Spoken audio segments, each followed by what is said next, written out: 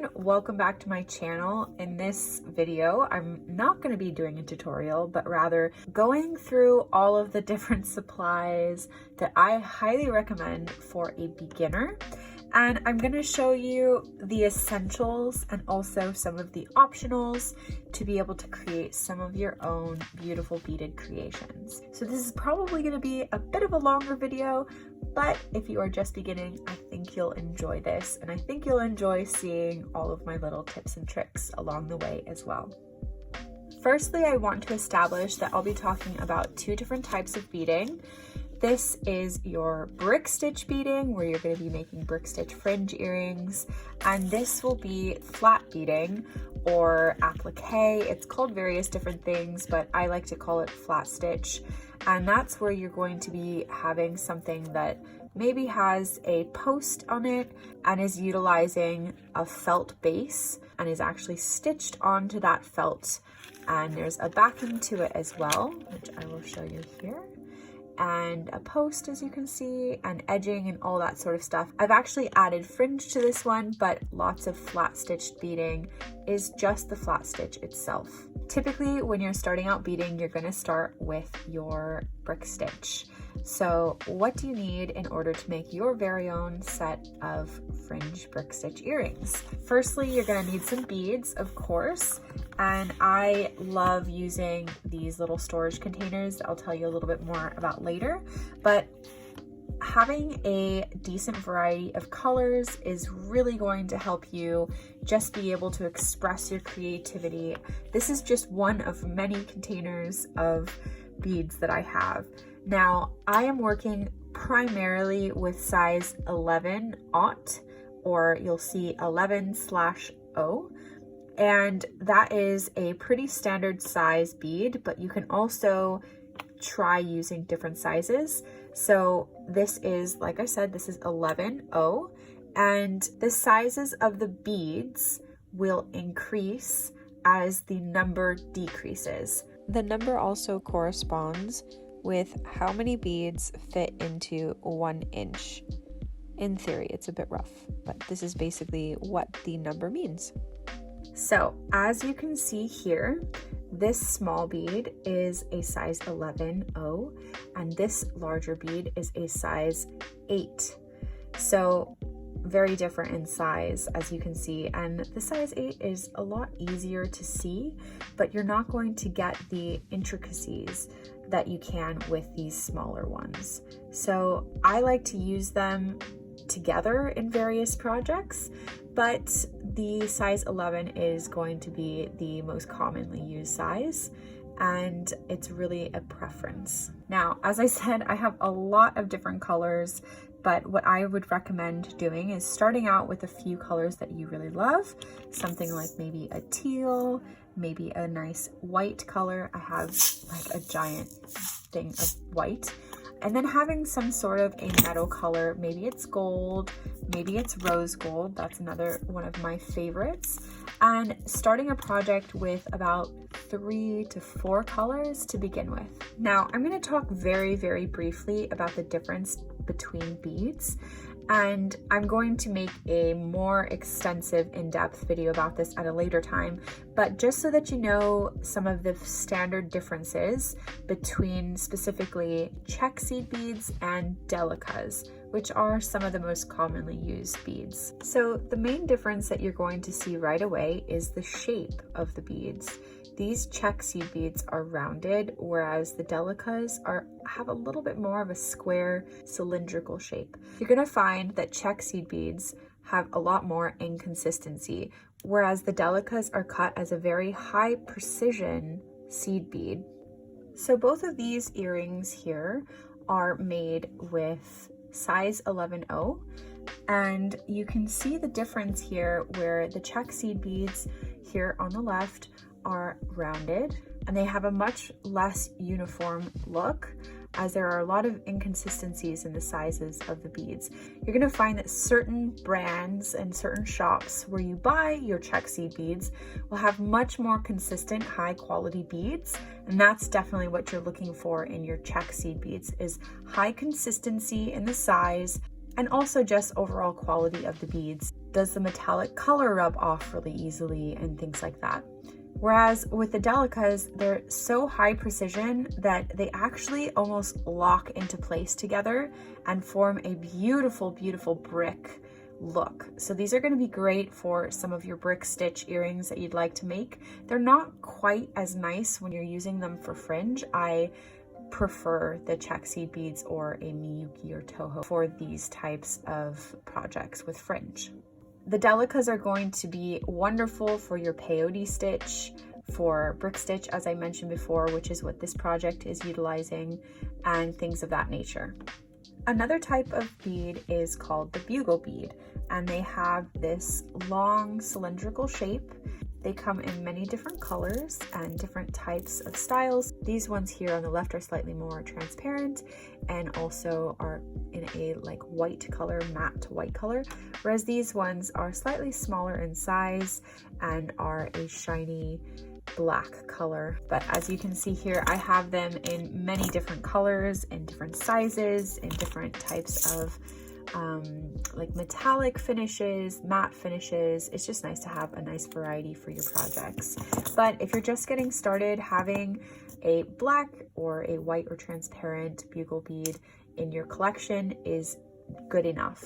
In terms of quality control and finding beads that are super consistent, these beads are an example of what you will find at a craft store. So I got these at Hobby Lobby, and I will say that I do use them quite a bit, but they are not consistent. Are a higher quality bead brand, but they are super inconsistent. So I primarily use these for my flat beadwork, or I just dig through and I find beads that are as consistent as possible.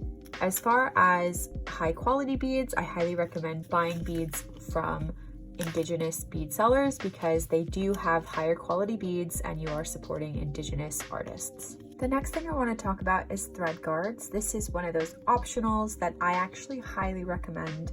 I use them quite a bit on my projects in order to hook my ear hooks onto. So they just give a nice classy look to your finished projects, but these are totally optional. You are absolutely able to make your creations without these by utilizing a bead loop, which is something that I do teach you how to do in my tutorials. But if you'd like to have this more like polished look, then utilizing a thread guard is super, super easy to do and very, very inexpensive. You can buy a kit of several different colors on Amazon. From my experience, they only come in one size, which I have had no problem with. They are great. They're very easy to manipulate in order to fit your project size. And I don't only use them just for my fringe earrings. I also use them for other projects, such as this project where I wanted to attach a little dangling chain here. So you can add this in order to hook on little things to your work on the bottom as well. Next, we're going to briefly discuss ear hooks. These come in so many different styles and as well as different metal colors and quality and all that kind of stuff. But what I recommend when you're just starting out beading is just getting an inexpensive kit from Amazon, ensuring that it is lead and nickel free, like this kit here, that has several different colors, metal colors of your ear hooks, as well as some other little doodads that you can use for other projects. But this is super cheap. I will admit not all of the ear hooks are perfect. Sometimes you have some that are a bit wonky, like this one here. I don't think I'll be able to use this. I might be able to fix it, but this, you know, it's just a loss at that point. But like I said, super inexpensive, really great if you're just beginning and you're not sure how into this craft you're going to get. There are even jump rings in here in different colors, which are really useful, and earring backs and all kinds, like posts, all kinds of things, little posts for the back of your earrings. Those are really useful. So having a little kit like this is really, really helpful. Otherwise, you can just buy a single set of a single color of earring hooks, of like a few of them if you're not sure how into this craft you're gonna get, and that's totally fine. Now let's talk about your needles. So you're going to want to get specifically beading needles. It has to be beading needles. They're quite a bit thinner than sewing needles, and specifically the eye of the needle is a lot thinner, which does make it a little bit more difficult to thread your needle. Beware, you're gonna need your glasses or your magnifying glass for that if you have trouble seeing, and it might take a bit of practice to thread your needle, but you will get it, I promise. So the 3 sizes that I typically use are 10, 11, and 12, and these are what I utilize for my size 11O seed beads. Similarly to our seed beads, the size of your needle will actually decrease when the number of your needle increases. So here we have a size 10 needle, which is the largest size that I typically use. And here is a size 12, which is a lot thinner, and I'll show you outside of the package. So here we have my size 10 beading needle, and here's my size 12. It's really hard to see the difference here. It's very subtle. They're very, very close in size, but the size 12 is slightly smaller and the size 11 is something in between. But the size 12 is going to be much more bendable than the size 10, which means that you're going to get a wonky needle a lot more often. A quick tip for your needle is that if you do have a bent needle, first of all, you're part of the bent needle gang, congratulations. You're gonna wanna take some pliers here, right where it's bent, and you're just going to give it a little bit of a push and your needle should straighten out. I use my size 10s fairly frequently, especially when beading flat stitch. So I'll do my double needle with size 10s. I've been leaning a little bit more towards my size 11 needles as I have actually decreased the size of thread that I'm using, and I'll discuss thread in just a bit. I find that size 11, the eye of the needle is slightly smaller than size 10. Now that I'm using a smaller weight of thread, I can easily thread it through this without trouble. With my size 12 needles, I use these much less frequently than the other size needles. I'll use it specifically when I'm having trouble putting my needle through my foundation stitches. So if my needle is not going through and it's quite difficult because I've passed through a couple times with my fringe, then I'll go ahead and switch my thread to a size 12 needle and I'll have no problem getting that through that foundation stitch. Moving on to thread. So as I was beginning, I leaned more towards size D, and you can see here it's actually stamped right there on these little spools. And this is a decent weight for using with size 11 seed beads. However, it's a little bit thick in my opinion, and so I was having a lot more trouble getting this to pass through my fringe several times, as well as I was just getting through these spools really quickly. I do recommend this size spool if you're just beginning and not sure how committed you are yet to this craft, but as you find yourself getting more addicted, I do recommend buying a much larger spool of your weight of choice. So this is a size B thread. It's slightly thinner than weight D, and this is a Nymo thread that I use. Threads come in lots of different colors, and it just depends on the project that you're working with. If you're working with beads that are slightly transparent and white, you're probably going to want to use a white thread. I use white for just about everything. But if you're working with a project that is on the darker side, you may want to switch to a black thread so that it doesn't show through quite as much. And for those of you wondering where I got this giant spool, Amazon. Another type of thread is called fireline. This is basically like fishing line type of feeling material. It's like plasticky. I don't really utilize this very much, although I probably will in the future. You do not want to use this for fringe. However, when doing your brick stitch, this will be a great thread to keep tension nice and tight and keep it a bit more stiff so that you don't have this curling quite as much. Personally, I just stick with my Nymo pretty much 100% of the time, but it is totally a preference thing. So if you are having trouble with the Nymo, go ahead and give Fireline a try and see how you like it. This is a slightly optional but highly recommended material to include in your beading stash. This is wax, and there are various different types of waxes. I won't get too in depth about that in this video. I haven't really found anything that works as well as beeswax. I just bought this in a brick size. I personally try and lean very hard towards not using animal derived products, so I will in the future be testing out some more synthetic options and letting you know what I think about it. But in the meantime, just getting this wax will last absolutely ages. So having a brick of beeswax and, you know, cutting it up and warming it in your hands and turning it into a little ball, this will last you forever. I did buy one from Joann's that came in like a case, and I did not like that because this wax, even though it's beeswax, it isn't very easy to manipulate into shape, and I prefer having a little ball to condition my thread through, and it just started to fall apart. So I don't recommend that. Just get a basic beeswax brick and you're good to go. Now, I say that this is slightly optional because in theory you can absolutely bead without conditioning your thread. However, if you condition your thread, you're going to have a much smoother experience and you're going to have an easier time holding your tension and straightening your thread out, because when it comes off of these spools, it is very, very curly. So conditioning your thread through the wax will help it to be much straighter.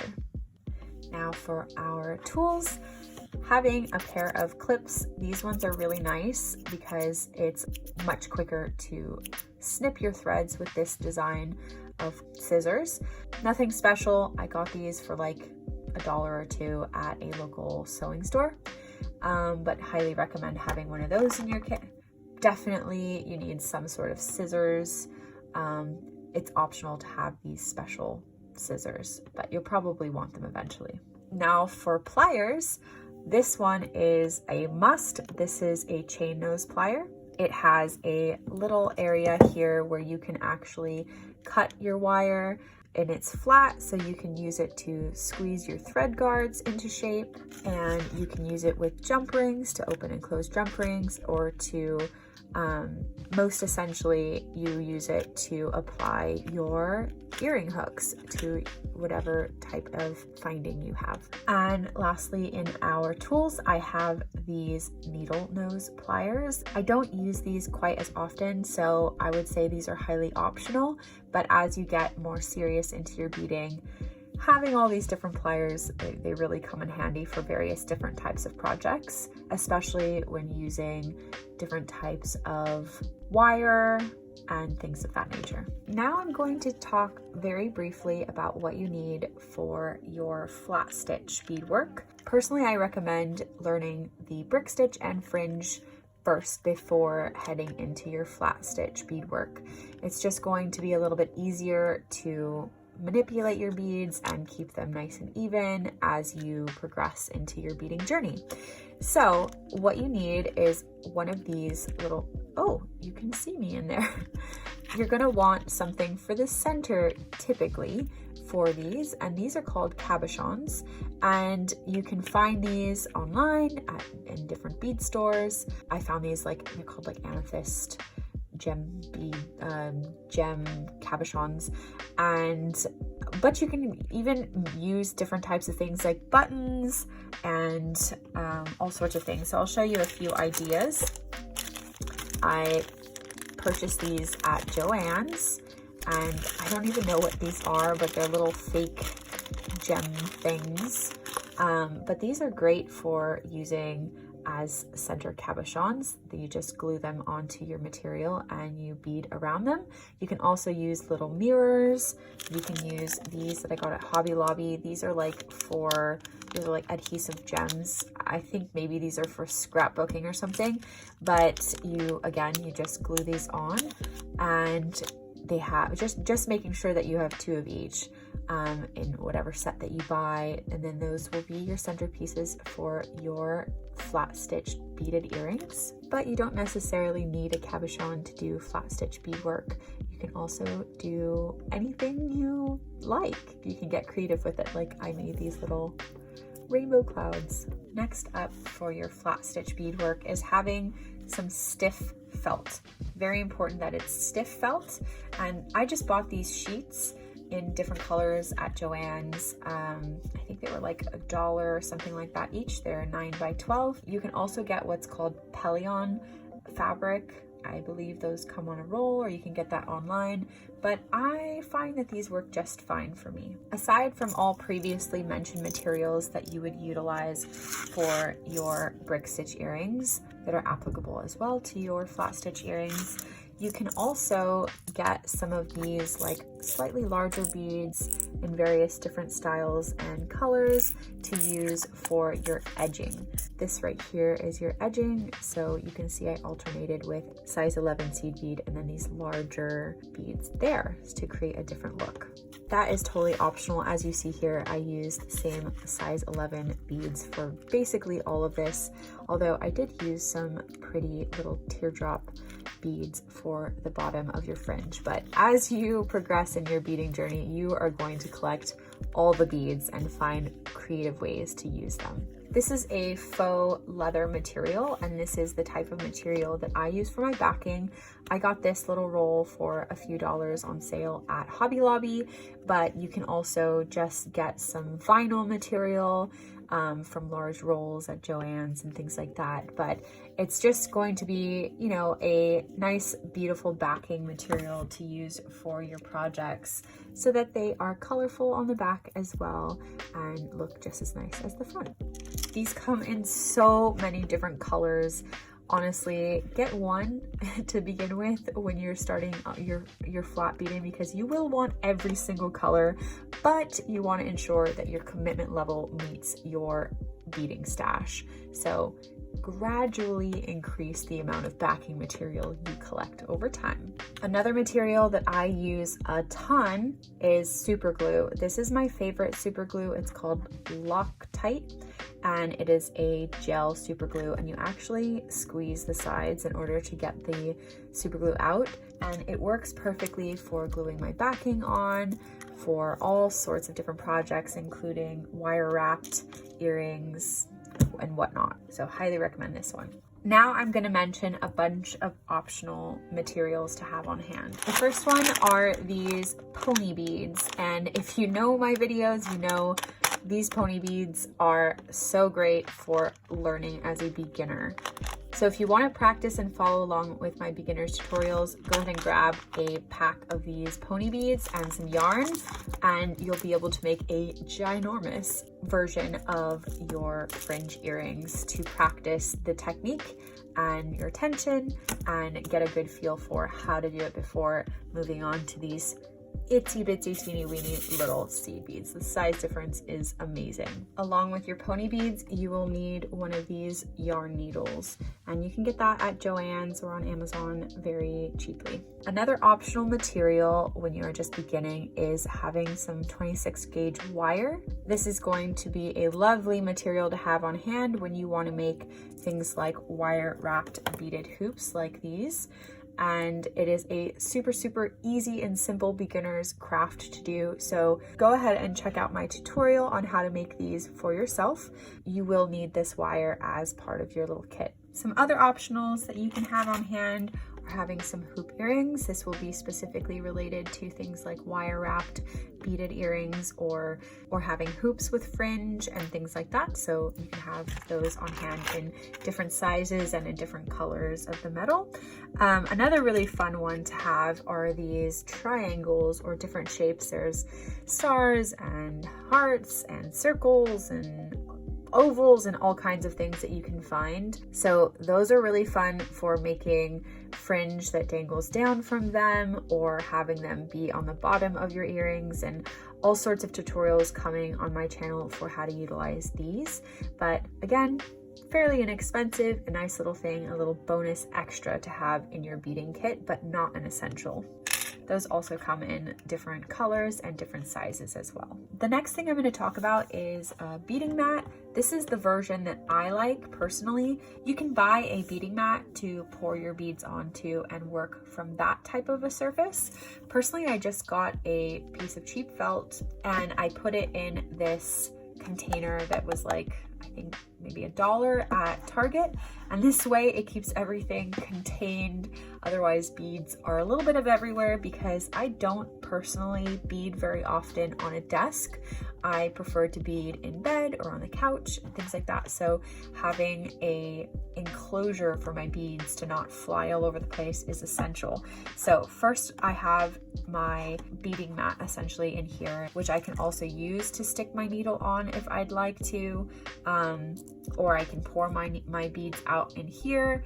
Primarily, this is just a way to minimize my containers moving around. So I like to use containers, which I also bought these for like $1 at Target. And I have quite a few of these where I pour my beads into and then I just stack them together and switch between different colors like this, or I just store them like that. So it's a lot less beads that are going to spill if they do spill. There are so many different ways to go about this. You can get containers like this where you just unscrew the top and then bead directly out of that, or pour them out of this container. I also purchased some larger versions of this that are really nice as well. You can kind of stick your hands in. My technique of beading is actually to bead straight out of these just like this. So that's one technique. But it's highly personalized, so whatever your preference is, you'll find your style and your setup over time as you start trying different things. Very briefly, I will mention a couple different storage options for your beads. I have this little set here that I believe is for like nail gel acrylic powders, but you can buy this on Amazon. I have several. I think it came in a pack of 2. I love this. This is actually the perfect size for when I'm purchasing a 10-gram packet of beads. It'll fit perfectly in here, and so that is what I do at my local bead store, and so it works perfectly for my needs. But when I'm buying more than that, having a bigger container is really helpful. I got these for I think $10 a set of like 4 or 5 containers in different sizes, and these are really nice to keep projects in. So I'll have different colors for a specific project. Like for example, I had this project where it had several different colors of beads, so I would actually keep all the different colors here together. That way they were all together and I wasn't going to lose track of that project, and it just made it a lot easier to stop and start on that project. Another option are these containers for a larger amount of beads that I got at the dollar store at Dollar Tree for $1 for a pack of I think like 5, and they come in different shapes as well. Other types of containers are these flat boxes. I don't use them all that often because I don't have that many findings and things to keep track of, but I do have a couple of them, and they are helpful for organizing your findings and little extra bits and hoop earrings and things like that. So that was my huge overview. It was a bit of a beading 101 video for beginners for 2 different styles of earrings that you will be creating as a beginner. And I'm going to make a separate video that I'm going to post that is literally just bare bones, the absolute essentials. If you are new to beading and you want to get started, what do you need? What do you need to buy in order to get started without any of the fluff, without any of the extras, just the absolute bare bones. So I'm going to post that video separate to this one, sort of as a part 2. Thank you so much for watching. I hope you enjoyed my rambling on about all these different things that you could possibly buy as a beginner beader. Thank you so much for watching and for supporting my channel. I have many more how-to videos and tutorials in the works, so make sure to hit that subscribe button, like this video, and comment below if you have any requests, and I will see you in the next video.